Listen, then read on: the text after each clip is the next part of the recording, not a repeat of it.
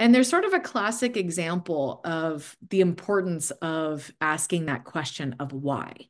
And it's used in this analogy of the orange. It's called the orange quarrel.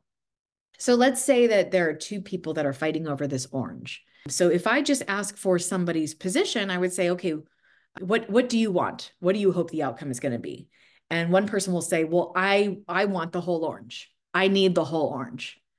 If the other person says, well, I need the whole orange, uh, that's what I want. That's my position.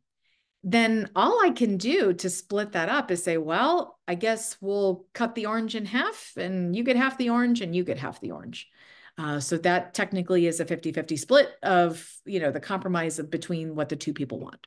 But that is not always the best situation to just cut something in half and assign half to each party. So let's kind of reframe this looking into, well, why do you want it? So if I ask one party, why do you want this orange?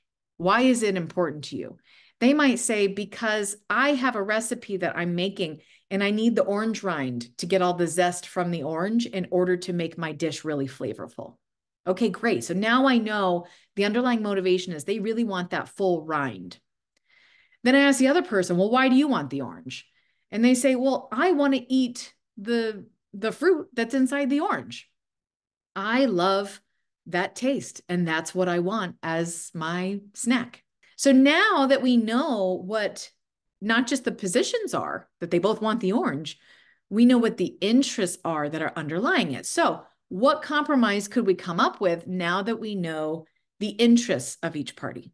Now it's not just a matter of cutting the orange in half and assigning half to each person.